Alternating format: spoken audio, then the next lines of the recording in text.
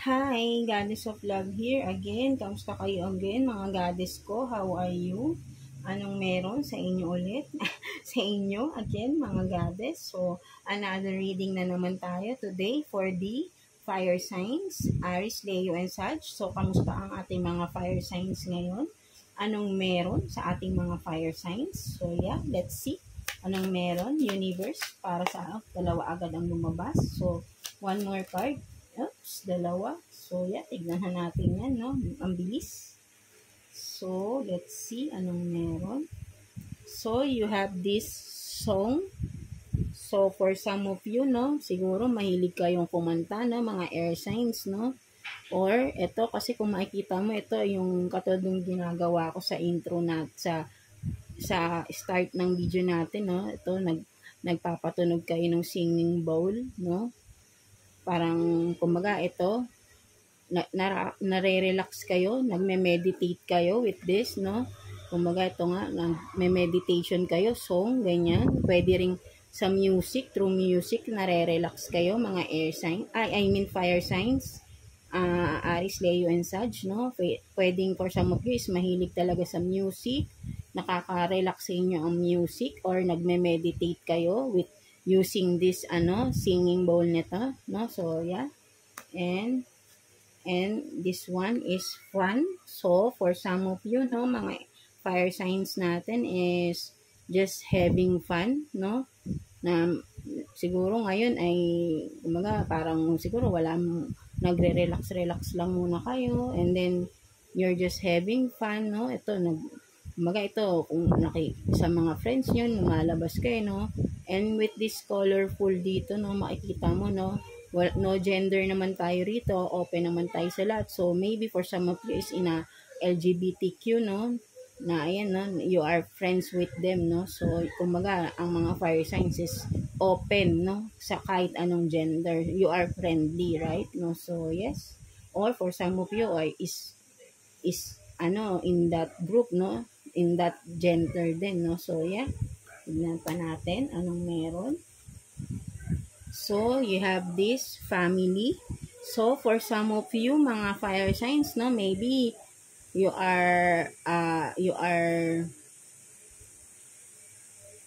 pregnant. So, maybe bumubuo na kayo ng family nyo with your someone, no, with your person. Baka bagong mag-asawa lang kayo for some of you, no. Or, for some of you, may mga bago kayong alaga, mga pets, no? Something like that, no? Or, yun nga, mahilig din kayo sa mga pet, may mga alaga kayo, no? You are family with the pets, no? Tinuturing nyo rin silang, pets or animals, no? Para sa inyo is tinuturing nyo silang family din, no? For some of you, no? So, yeah, yun nga, pero parang may nakikita rin ako dito na you are, starting to build a family, no? Family for some of you, no? Fire signs. And what else? So, yeah, ito rin, you have this solitude. So, pinapakita rin dito na, yun nga, no, nasa labas kayo. Kumbaga, ito, for some of you, no, kahit na may mga nagpa-party doon sa loob ng bahay, mas pinipili nyo nasa labas kayo, no? Mas nakaka-feel kayo ng peace of mind, no? Calmness, di ba? Nasa labas kayo, parang mas kayo, yung kumbaga parang mas relax kayo, ganito, yun nga, di ba? Kahit namin nasa surround kayo ng animals, no? Parang mas meron kayong peace of mind kapag nandito lang kayo, no? So, for some of you, fire signs, baka mga introvert kayo, no? Right, no? Hindi kayo mahilig makipag-socialize, no? For some of you lang, no? Yes, so what else para sa ating mga fire signs, Aries, Leo, Sag. So, tignan pa natin ano pang meron sa ating mga fire signs. Universe, what else para sa ating mga fire signs? Aries, Leo, Sag. So, what is this? So, you have this, the Magician in reverse. So, tignan natin yan mamaya. So, what else? Para sa ating mga fire signs, Aries, no? Dalawa ang lumabas. So, you have this Death and the Emperor. And one more please. Two cards ang lumabas. So yes, tignan na natin. Bottom of the deck, mukhang may nangyari dito, no? Bottom of the deck is 3 of Swords. So yeah, tignan natin. Dalawang cards pa yung meron. So you have this, the Tower. So parang may nangyari pala dito na mga fire signs, no? Tignan pa natin. So 8 of Pentacles in reverse. So yeah, no? So for some of you fire signs, no, you have this, the Magician in reverse, no? Nagkaroon ng ending eh. Kasi with this Tower, for some of you, no, with this Tower and the Death, nagkaroon ng ending, no? Nagkaroon ng ending for some of you, mga fire signs, Aries, Leo, Sag, no? Meron nagkaroon ng chaos sa inyo, no? With this, the Emperor, no? Kung umaga, ito kayo, no? Pwedeng kayo rin ito, no? Fire signs, no? Aries, Leo, Sag, no? Emperor. So, and then with the Magician in reverse, no? So, maybe, yun nga, nagkaroon ng death, or I mean, nagkaroon ng ending regarding siguro sa inyong financial, no? Parang siguro, ano, no, medyo nagkaroon ng malaking problema sa inyong financial, no? Mga fire signs, no? For some of you, fire signs is nagkakaroon kayo ng struggle sa inyong financial, no? Maybe, kasi, with the Magician in reverse, baka, kumbaga, for some of you, fire signs, baka hindi nyo masyadong namamanage ng maayos ang inyong mga, kung ano man ito, businessman, right, no? So, baka hindi kayo masyadong hindi nyo na ma-manage ng maayos ang inyong kaperahan, no? Kasi ito, naka-reverse siya, no? Kumaga, parang ikaw si Emperor, so for some of you, maybe kayo yung may-ari ng business, no? Baka medyo, yun nga, nalugi. May mga nagsarang business, pwede rin, no? Na nalugi. Na kung titignan nyo, baka kung nag-iisip kayo, ba anong problema, so maybe, yun nga, may manage sa inyong pera, sa inyong business, for some of you fire signs, kaya nagkaroon ng ending, nag-close ang inyong mga businesses, no, right? So, kumbaga, pwede nyong balikan, pwede nyo, kumbaga, kung mag-i-start kayo all over again, no, para, kumbaga, pag-aralan yung mabuti kung ano man ito, no, baka for some of you is sugod lang ng sugod, no, so, yun nga, kaya, hindi na namalaya natin, may mali pala tayong nagagawa or na-mismanage natin ang ating mga kaperahan, no? Right? No? So, yun nga. Kumbaga, i-analyze nyo mabuti ano yung naging cause, no? Diba? Kasi the Magician is in reverse, so, kumbaga, hindi nyo inintindi masyado yung business nyo, parang siguro, for some of you, baka binigay yung business sa inyo, ganyan. Kumbaga, may mga tao kayo, parang hinayaan nyo lang sa mga tao na sila yung mag-handle ng business nyo, even though na ikaw naman ang may-ari, no?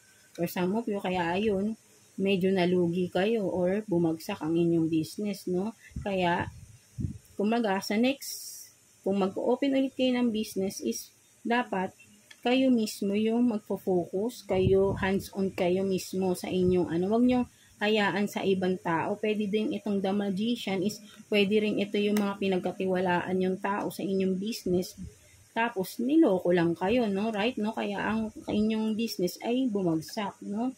Nagkaroon ng ending sa inyong business. But then, kasi, with the ending, meron pa rin yung new beginning. So, kung mag-i-start nga kayo ulit ng inyong business, mga fire signs, is, kailangan kayo na mismo, huwag kayong aasa sa ibang tao, 'di ba? Kasi marami nang manloloko ngayon, 'di ba? Ang empleyado, ano ba ang empleyado? Walang malasakit 'yan mostly, sorry po, pero ako based sa nakikita ko, kasi ako meron din akong business. Kumbaga, meron din kaming niraran na small business, 'di ba? Nag-handle din ako ng mga tao. So, ako medyo nalalaman ko na rin, kasi kapag ang tao is hindi siya totoo eh. So, mostly ako ang mga nai-encounter ko, lalo na pag empleyado lang eh. I mean, hindi ko nilalang ang empleyado, sorry po, kasi empleyado rin ako. So, kapag may mga tao kasi na iba ang ugali eh, kumbaga walang malasakit sa kanilang trabaho eh. Basta sila, sa sahod lang sila, wala silang pakialam, di ba? Kumbaga, kung ano lang yung, basta papasok sila, alam nila sa sahod sila, but then, wala silang kino-contribute dun sa company, right? No? Basta papasok sila kasi ang importante lang sa kanila is may sahod sila. And for some of the employees naman din, na hindi ko naman nila lahat, but then, hindi mawawala yon na merong nagsasabotahe, merong nanloloko, right? No? Hindi mawawala sa isang company yan, sa isang yan. Meron at meron pa rin. Basta regarding sa, alam niyo na, di ba, sa pera. Basta pera, fire signs ay wala tayong pagkakatiwalaan kahit isa. Kahit nga kamag-anak natin, right? Di ba? Basta pera, di ba?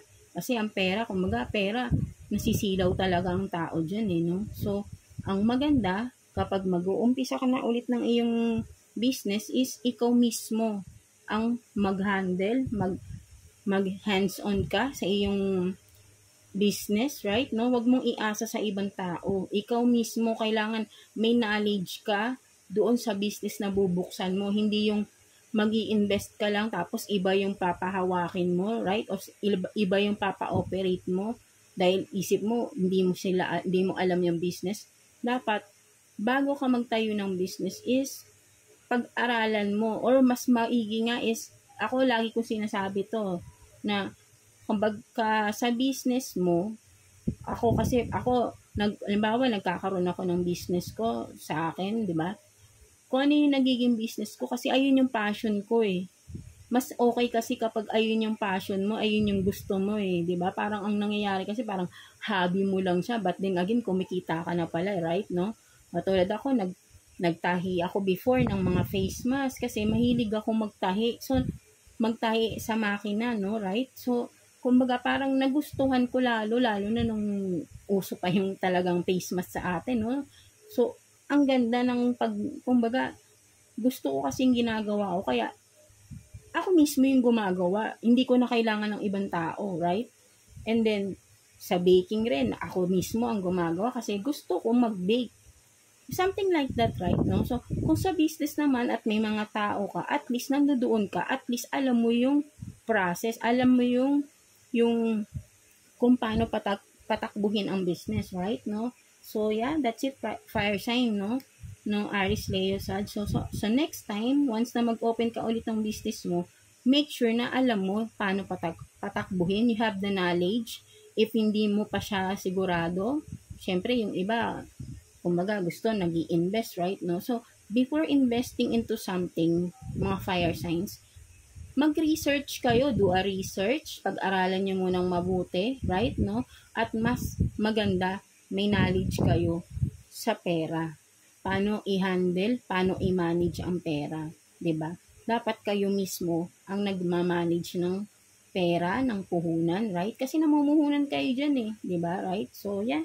So, what else sa ating mga fire signs? Aries, Leo, Sag. So, tignan natin. Ano pang meron para sa ating mga fire signs? So, masyadong madami po. So, tignan pa natin ulit. Ano pang meron para sa ating mga fire signs? Aries, Leo, Sag. So, mostly, kumbaga parang itong reading natin is more on sa inyong stability to eh. Financial status nyo to. No? So, what else? This universe para sa ating fire signs? Aries, Leo, Sag, no? So, kumbaga dito, parang for sure na may natutunan kayo, 'di ba? Na mga lessons dito, no? Sa nangyari. So, yeah, eto meron kayong make it come true. So, yun nga, kung sinasabi mo nga sa sarili mo, mag-open ka ulit ng business, sige, gawin mo ulit, fire signs.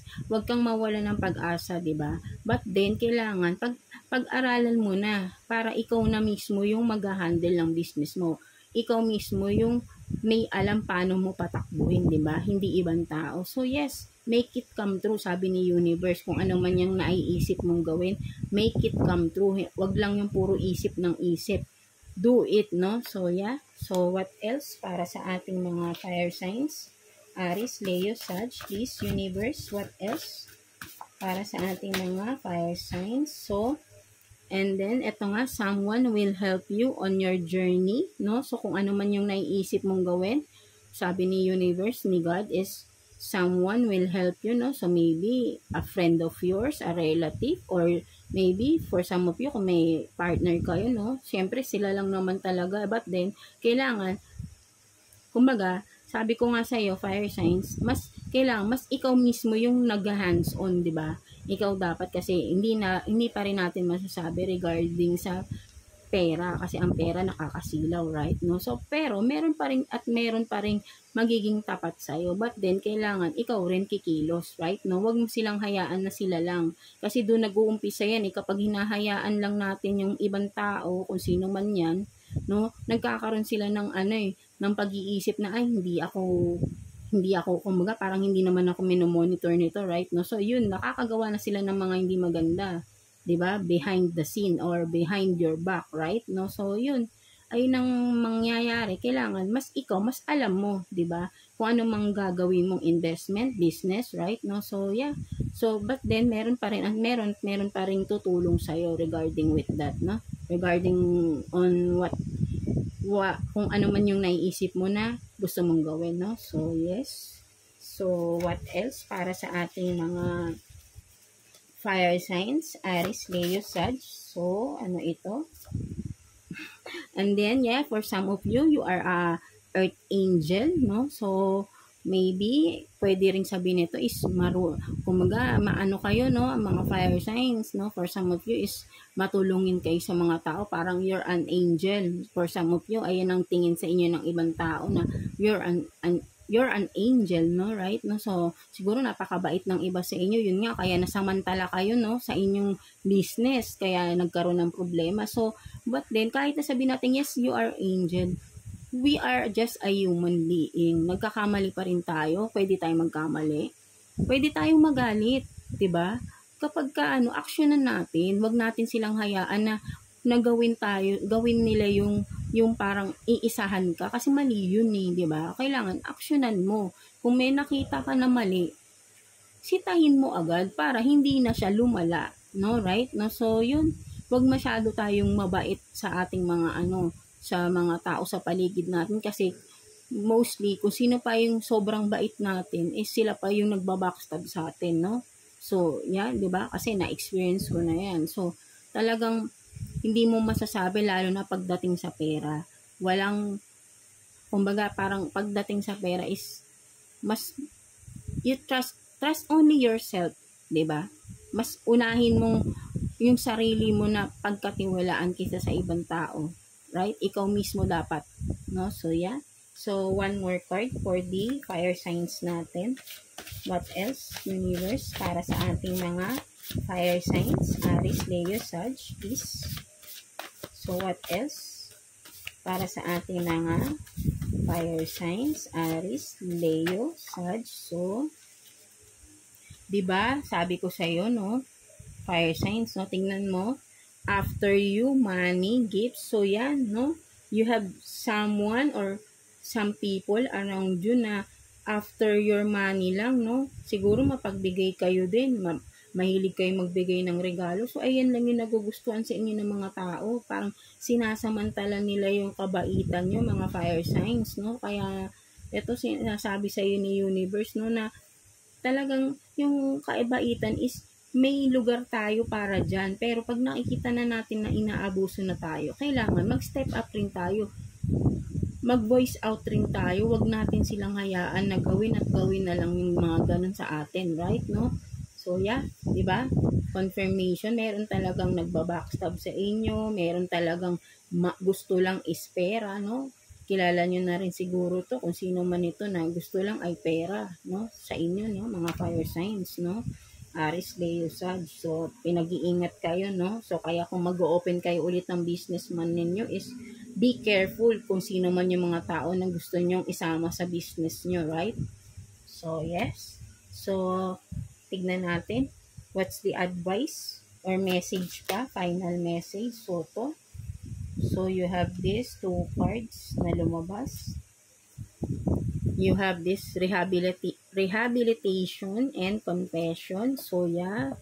So, ina-advise sa'yo dito ni universe, mga fire signs natin dyan, no? You need to rest, mga fire signs. Siguro na sobrang na-stress kayo sa nangyaring pagbagsak ng mga business nyo, no? So, syempre, sino ba naman matutuwa, no? Na-depress kayo. So, you need to rest, no? Kumbaga, rehabilitation. Kumbaga, palakasin nyo yung sarili nyo, mga fire signs, para makabangon ulit kayo, no? So, yun ang sinasabi sa inyo dito ni universe, para, kumbaga, mag-gain kayo ng strength, 'di ba? Kumbaga, sobrang na-down kayo rin dahil na-down ang inyong business. So, take your time to kumbaga, para ma-motivate ulit kayo. Kumbaga, parang mag-rest muna kayo. Sobrang sigurong na-stress ka talaga kayo doon sa nangyari sa pagbagsak ng inyong business, no? So, and for some of you, you have this confession din. So, yun, maybe, yun nga, may mga pagkakamali rin kayo regarding sa inyong business. So, walang masama naman doon na i-admit natin sa sarili natin na meron din tayong mga pagkakamali. 'Di ba? Kasi inayaan din natin yung ibang mga tao. Maybe for some of you, wala naman talaga kayong alam dun sa business na yun na sinimulan nyo, kaya nabagsak, no? Kaya sinasabi ko nga sa inyo, once na nag-o-open kayo ng business, kailangan alam nyo rin paano siya patakbuhin. So, kung wala man, study muna, kumbaga gain more knowledge, mag-research kayo, right, no? Kung gusto niyo talagang mag-business and then wala pa kayong idea kung ano man yung mga gusto nyong itayo na business, but then you have the money, right, no? Kasi diyan maraming pumapasok na mga manloloko kasi yung mga alam nila kapag may pera ka, tapos kung ano-ano na lang business sasabihin nila sa iyo na hindi mo alam, yung pala lolokohin ka lang, right, no? So sabihin kasi you are the emperor, emperor ba, 'di ba? May ego yan hindi umaamin ng kamalian yan, 'di ba? But then syempre aminin din natin na meron din tayong kasalanan. Huwag rin natin isisilang sa iba kung ano man yung pagkakamali na nangyari sa kung bumagsak man ang negosyo nyo, right, no? Kasi meron din kayong pagkakamali. Kumbaga, inaasa nyo lang siya sa ibang tao, right, no? So, yun. So, kailangan nga talaga, katulad ng sinabi ko, once na magtatayo ulit kayo ng business nyo, kasi, kumbaga, business, bakit tayo magtatayo ng business? Kasi nga, para maging stable tayo, right?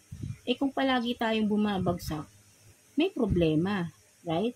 Ibig sabihin, hindi natin na ma-manage ng maayos. So, ayun nga, maybe, hindi naman nahalaga natin alam yung business kung mapasok tayo. So, kung talagang gusto natin yung business, pag-aralan natin para alam natin kung paano yung pasikot-sikot. Alam natin yung gagawin once nag-down. Tsaka sa more on money, sa kaperahan, kailangan may alam din tayo paano i-manage ang pera. Hindi basta labas lang tayo ng labas ng pera. Kailangan makikita mo yung profit, 'di ba? Baka nauuto kayo, akala niyo makita, yung pala wala naman pala, no? So kailangan pag-aralan kung hindi man kumaga gain more knowledge o manood kayo ng mga tutorial, mga parang mga free seminar. Meron naman siguro din sa like dito sa YouTube, may mga free tutorial naman dyan regarding sa finances, paano mag-handle, di ba, right? So, yun, wala namang imposible, basta gusto natin yung isang bagay, di ba nga, make it come true, no? So, pag gusto natin, gawin natin, but then, kailangan may knowledge tayo para hindi tayo maiisahan, right? No? So, yeah, that's it, mga fire signs, Aries, Leo, Sag. I hope naka-resonate kayo sa ating reading today. So, yeah. Thank you for watching, mga fire signs natin. So, until next reading tayo, see you, and yes, God bless you all, no? So, dasal lang tayo na tulungan kayo ni God, no? Tutulungan kayo ni God, basta lumapit lang kayo sa Kanya. Kasi si God, nandiyan lang naman yan. Anytime na tawagin. Kahit nga hindi natin siya tawagin kasi nandiyan, nakikita naman niya tayo everyday kung anong ginagawa natin.